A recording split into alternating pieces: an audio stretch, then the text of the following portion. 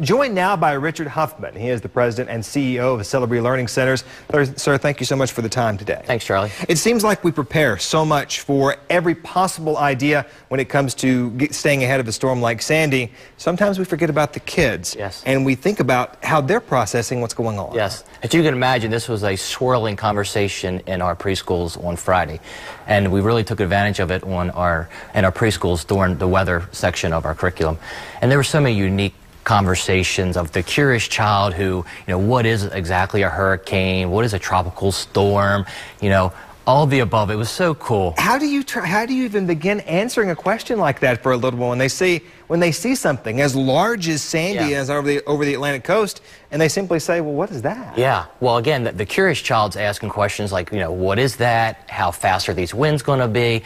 And the more anxious child is going to be asking questions like, am I going to be safe? Is a tree going to fall on my house? So we have two types of children that we're communicating with. Those of curiosity, which we could say, let's put a beaker out front on the porch and let's exactly see. So we can make it a fun, exciting event, but also nurture that other child that has those anxieties that we can more nurture those anxieties and keep them at a minimum. Transitioning from the classroom at Celebree to the home, what advice would you have for parents? Because we're still about 24 hours away from the real meat of this storm hitting us. So parents may want to know, how can I address my child should they have these types of questions? So again, if you have that curious child, then make it a fun, exciting learning type of event that's about to occur. So again, you could do the beaker outside, talk about how fast the winds could be, measure the rain. We could also, if you have the child that has anxiety, let's talk about that. Let's talk about making sure that they're going to understand that they're going to be safe, they're going to be secure,